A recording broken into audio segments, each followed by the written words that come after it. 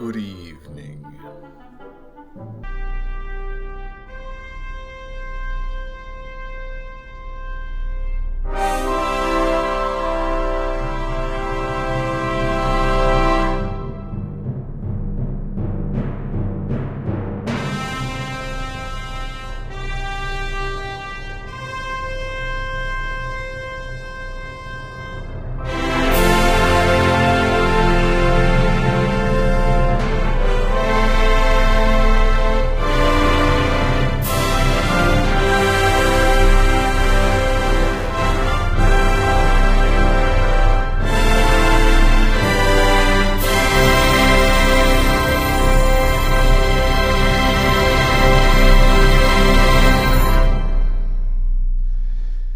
Now, when people talk about Alfred Hitchcock's career, they tend to focus on the later parts, the parts where he worked in Hollywood with major Hollywood stars like Jimmy Stewart and Cary Grant and Grace Kelly.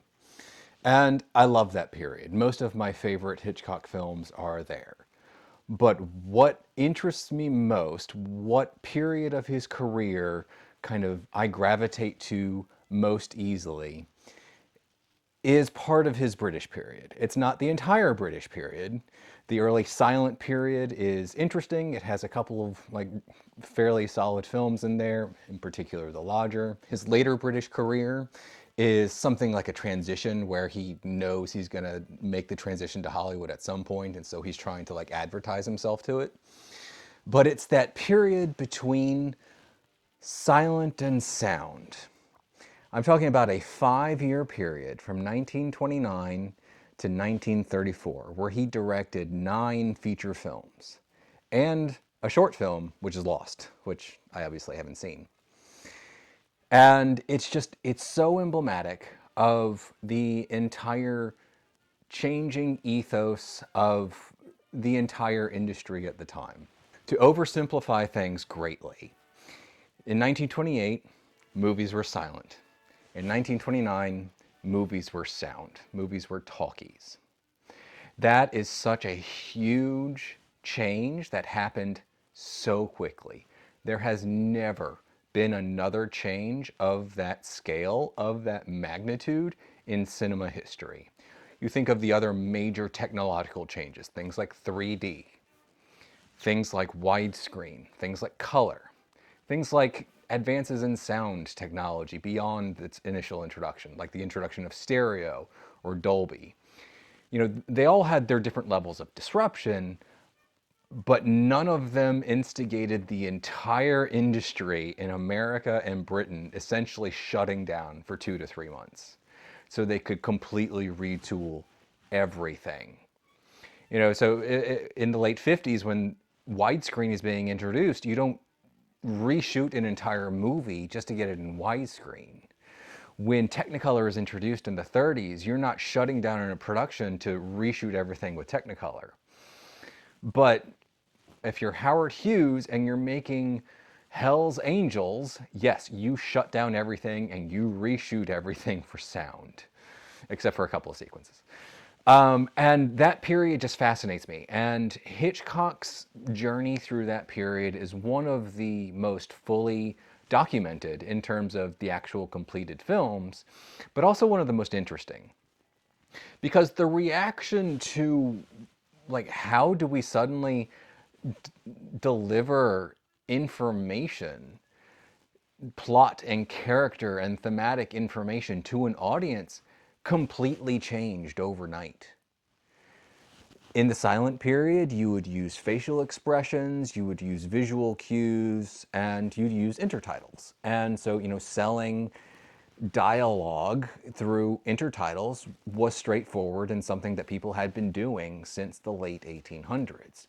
George Méliès, his movies used intertitles, and so it was just how movies were made for 30 years. And suddenly you have this intrusive sound technology. If you want the comic version of it, you watch Singing in the Rain. If you want the kind of the auteur-driven madman version of it, you watch Babylon. But no matter the excesses and inaccuracies of both films, they're very accurate in terms of displaying how disruptive the entire thing was. So, late silent period to me is always going to center around Carl Theodore Dreyer's The Passion of Joan of Arc. It is just full of these wild images that were just captured with incredible like techniques, like just spinning the camera around, putting it on a swing, putting it upside down on a swing. And in 1929, you have sound pictures all of a sudden coming up, and they look like this. Is this an order, sir? It's an order. They look static and they look still. And if you look back to, the reactions people had to something like The Jazz Singer, where they're like, "Oh, it's just a fad. It's not going to catch on." Once you realize how far back cinema went, once the introduction of sound happened on an industrial scale, once the technology reached a certain point where it could be adopted at that level, that complaint suddenly makes sense. Movies looked different. Movies were less exciting. What the industry had built itself to do was suddenly invalidated, and they had to completely relearn how to make movies. And so Hitchcock just has this great journey where over the course of 5 years, he does some of the major things that Hollywood adapted. So his first sound film was completely shot silently, but they went back and they shot some sound stuff. So that happened in 1928-29. He starts moving his camera by about 1931, which was very unusual. He was a perennial experimenter, and he managed to figure that out fairly early. He shot a film twice. Murder and Mary are the same movie, but they have different casts, and one, Murder, is in English, and the other, Mary, is in German. Hitchcock was apparently fluent in German, and so he just filmed the German version. And that's something that, studios did. When you make a film in America and you're trying to sell it to Germany in the silent period, what do you do to, sell it to Germany? Well, you change out the intertitles. It's not a completely harmless process, but it's relatively small compared to the size of a production. But then what do you do in 1932 when you want to sell one movie into countries that don't speak the same language? Well, the idea of subtitles as kind of a common, easy thing to do didn't really settle until something like the 50s. And one thing that studios ended up doing with fair consistency was just reshooting movies with the same sets, but different casts and crew. So probably the most famous example is going to be Dracula. The American version was directed by Todd Browning, and he would film during the day, and then at night the Spanish crew would come in and they would film the exact same things, but with Spanish dialogue. Just a quick little aside on that, Dracula was re-released several years later, but it was under the Hays Code, and the Hays Code demanded a handful of cuts. The Spanish version was never submitted to the Hays Code, so you can actually see essentially the unedited version of the original Dracula, but just watching the Spanish version. And the Spanish version, I think, is slightly better. But anyway, this is about Hitchcock. Another thing he did was he filmed a play. Now, plays have been a kind of a common source of adaptation for film for pretty much from the beginning. They were doing 15-minute Shakespeare adaptations in the silent period, pretty much from the start. You can find them from like 1910. And so, jumping into a stage adaptation, adapting a stage play to film was not unusual in the late silent period, but it kind of became a very quick de facto way to get cheap productions going in the early sound period. Because, if you can't move your camera, if it's suddenly all actor based and, you need a script that is just, cost effective in a handful of sets with just a handful of actors, you just pull from a play. And so Hitchcock did that. And, the early part of the sound era for Hitchcock has more stage play adaptations than his pre-sound period, which tends to be more original work and more adaptations of novels. There are a couple of play adaptations in there, but they're just far less prominent. And so this period just fascinates me completely. It's not that it's his best work. A lot of this is fine. These movies are mostly pretty good. The best of them is going to be where I'm going to stop, which is The Man Who Knew Too Much, which I think is better than the remake that Hitchcock made a couple decades later. But it's a fun adventure movie, and it kind of reaches the point where I think Hitchcock feels comfortable making movies again. The very next movie after that, which is kind of outside the scope of this, is The 39 Steps, which just feels like a Hitchcock movie. But the man who knew too much in 1934 is just kind of that first breath of fresh air, where it feels like Hitchcock is just completely in control again. He has pulled the technology back to where he needed it to be, so that he could create soundscapes, he could create montages, and he could create sequences the way that he was doing it in the late silent period. And so let's talk about them individually. You have to start with Blackmail. So as I said, Blackmail was filmed silent. Any release you buy now includes both the silent version and the sound version. And the sound version's mostly a disappointment. Mostly it is these very stolid shots of a couple of actors talking about nothing. It's an excuse to use sound. However, that being said, there are a couple of great sound moments in it. The most famous one is where the main character is a young woman who murders a man who tries to rape her. And she goes home that night and she wakes up the next morning and she's having breakfast with her family.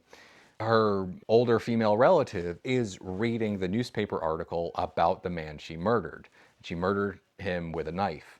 And so the sound design, I don't know if I should say sound design. It was designed to do this, but it's not designed in like any sort of modern sense, because very early sound, it was pure mono.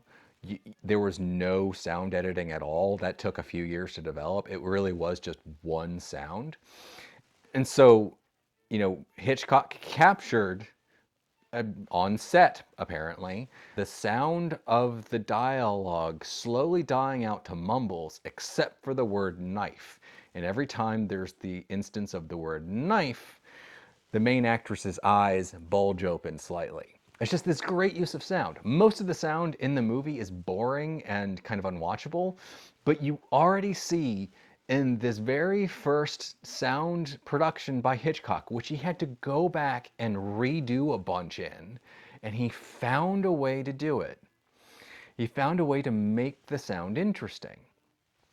I mean, this is why Hitchcock is kind of fun just to study, just to watch, because he was constantly finding new ways to do things. His big thing a bit later would be long takes, most famously done with rope. Again, something that Orson Welles also was kind of obsessed with in Macbeth. But his experimentation wasn't limited to just little things. It was all over the place. He wanted to just find new ways to do things.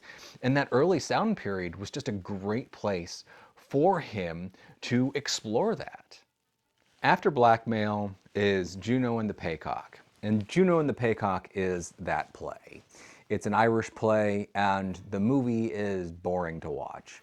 It's just not that interesting to watch. I think on a stage, the play would be slightly more interesting, but ultimately on screen, Hitchcock isn't able to bring anything to it. And this exemplifies, in my mind, just the realities of studio filmmaking at the time. Hitchcock was actually a bit of a name at the time. He was not shy about promoting himself, as we all know, but that extended way back to even before he started directing with The Pleasure Garden, when he was literally just a title designer, when he would design the actual intertitles. He wrote an article in a British film magazine about the proper way to do film titles. You know, he'd just been on the job for a few weeks and he's already telling people publicly how to do it. You know, he was not afraid of promoting himself.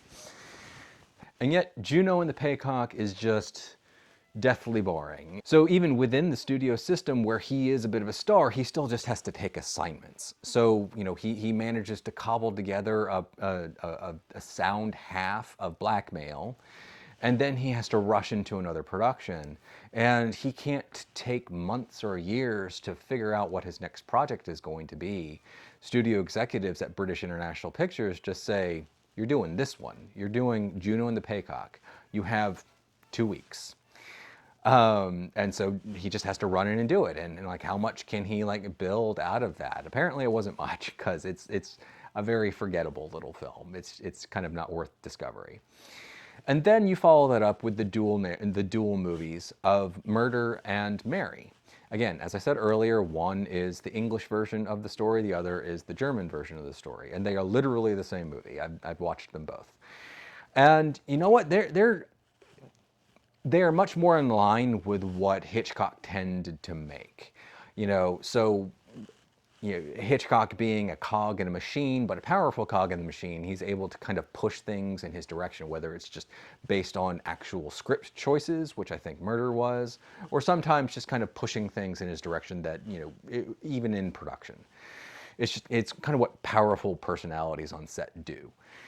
And, Murder and Mary represent this return to some kind of, embrace of the macabre that he is. But what's really noteworthy for me is that this is the first time the camera really moves.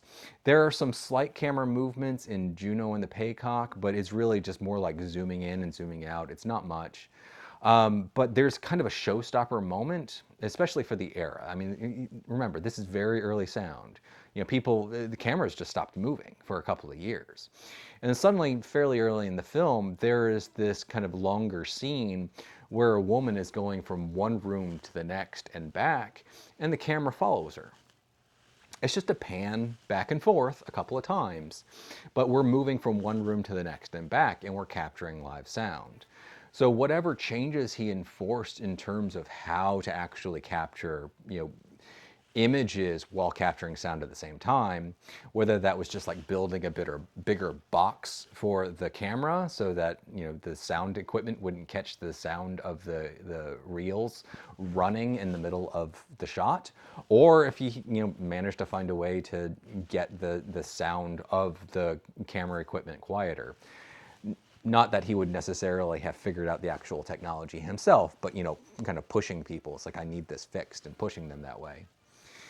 He did it. And, it's not across the entire movie. He's not doing it across the entire movie. There are a lot of static shots here and there because there's just kind of the language of film, even in Hitchcock's, later filmography. But he's pushing it. He's pushing the experiment. He's taking in live examples. He doesn't have time to disappear into a lab to figure out sound design in the early film era, in the early sound era. He has to do it while working. And he's pushing it with every movie. And it's great to watch. And then there are a couple of other interesting little films. So there is The Skin Game, which is another adaptation of a play. And there's Rich and Strange, which is an adaptation of a novel, which is more of a melodrama. Hitchcock obviously had his melodramatic side. The Skin Game is a surprising little entry. It's just, as I said, it's an adaptation of a play, and it's surprisingly affecting. He's able to make it feel much more cinematic than he was in Juno the Paycock. There's no obvious jump in technology here, but it just feels like, he's kind of re-embracing his German expressionistic roots, which, greatly influenced him early in his career, most notably in The Lodger, and, he would kind of help define his visuals for the rest of his career. It's an extension of what he was kind of rediscovering in Murder and Mary, where it's just like, he's able to make it more interesting visually while, still capturing sound live. Rich and Strange is largely just a little melodrama about a husband and wife, a young husband and wife who are kind of forced to travel the world in order to gain an inheritance. And there's a bit of location shooting, so kind of pushing things that way, kind of breaking out from the confines of a studio space where sound was fully controlled, and you're able to grab sound in more chaotic environments. So again, he's pushing, he's pushing.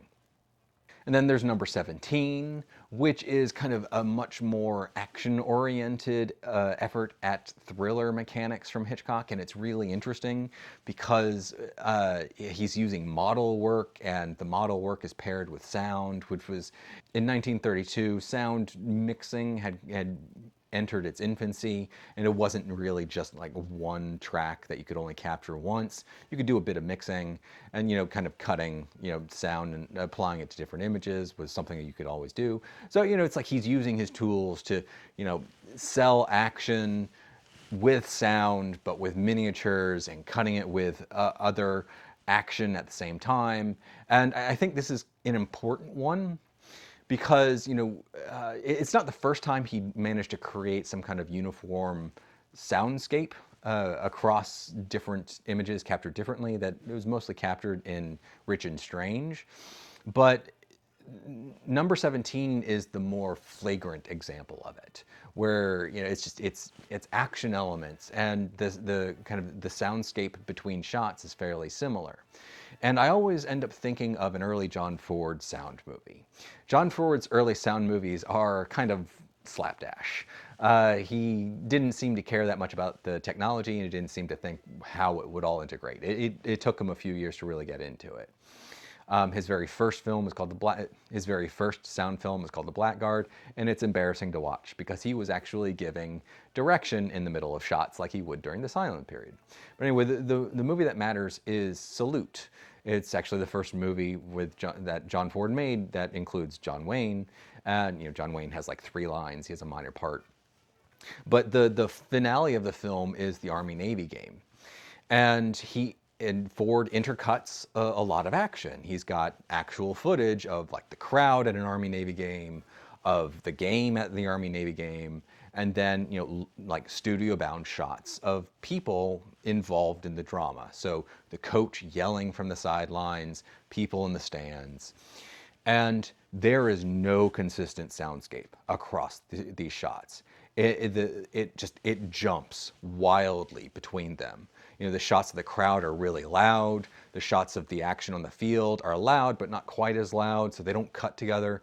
And then you cut to the coach on the sidelines, and it's just empty studio sound and the guy yelling, and then it cuts to like the people in the crowd, like the actors in the crowd, and there's some slight murmuring from extras, but that's kind of it. And so like every shot that gets cut together does not fit with the other on the sound space. But then you have Hitchcock in England making number 17, where he has an action scene at the end, and all of the shots actually cut together surprisingly well in terms of their sound. And then we get Waltzes from Vienna. This is one of those weird movies that don't seem to fit because it doesn't really. It's something like a musical. It's about the writing of the Blue Danube. It's a nice little film. You're not getting a Hitchcock movie, but it's a nice little sort of musical. But it's a musical. There's a lot of cutting between action as a single piece of music plays, and we're getting dialogue at the same time. It's fairly sophisticated stuff. Musicals were the new genre once sound became a thing, but musical technology was extremely limited because you could only capture sound live. Matching sound to images that weren't captured live at the same time was very difficult. Mixing took a little while to develop, so you could like only have music. You couldn't have people talking while there was music. But then Waltzes in Vienna does it. It's 1934. It's not like 1931. This is not as impressive as something like Ernst Lubitsch's The Love Parade, which was made in like 1929, 1930, which has amazingly consistent soundscapes, and Ernst Lubitsch was an amazing technical director, and I love him. But yeah, you're just seeing this advancement in sound design from one movie to the next, and where I stop is The Man Who Knew Too Much. And it's full Hitchcock. It's exactly what you expect from a Hitchcock movie. Wrong man, pulled into some sort of international conspiracy. We have that great bad guy performance by Peter Lorre. It's just this wonderful middle period from Hitchcock in his English period, just adventure. And the sound design is consistent. He's able to move his camera around. He's able to create montages, and everything like cuts together well. Some things were obviously filmed silently just because it was still easier and cheaper, and so but you're like covering that with sound design on top of it, and it's actually a rather accomplished thing. And and suddenly it really feels like Hitchcock has worked through it. He's worked through it in different genres and completely different types of movies, and he is ready to go. He's ready to just keep making movies again. He's done figuring out this new sound thing, and he's going to find other things to experiment with that are a little less disruptive. So when you get to something like Under Capricorn, like about a decade later, and he's doing really long takes, and that's his experiment, well, it's less obtrusive than needing to figure out how to make sound over the course of like 8 movies. And this period is really a marvelous example of Hitchcock's talent. It's I kind of miss the whole studio system, mostly for this, mostly for taking directors and saying, no, you don't get 2 years to craft something perfectly and lovingly. You have 6 months to finish the script, to build sets, if you're not going to use what we already have, to just bring on the cast of actors, to go into the stable of actors that we already have off to the side, just bring them in, find someone good, film it, edit it, and put it out there. No, you don't get 18 months to edit. No, you don't get a 2-year post-production cycle.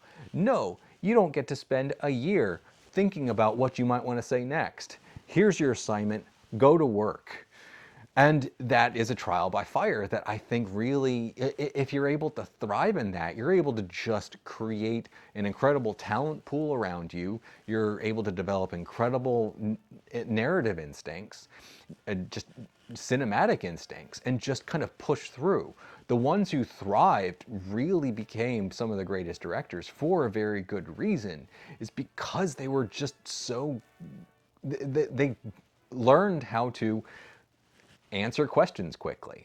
So Patrick H. Willems recently put out a video about him, in his first real directing experience, directing his short film. And I found it really interesting because near the end, he's explaining what he thinks directing is now. And the way he describes it is answering questions quickly. And I think that's a really interesting response. I've never actually directed anything with like a crew or anything.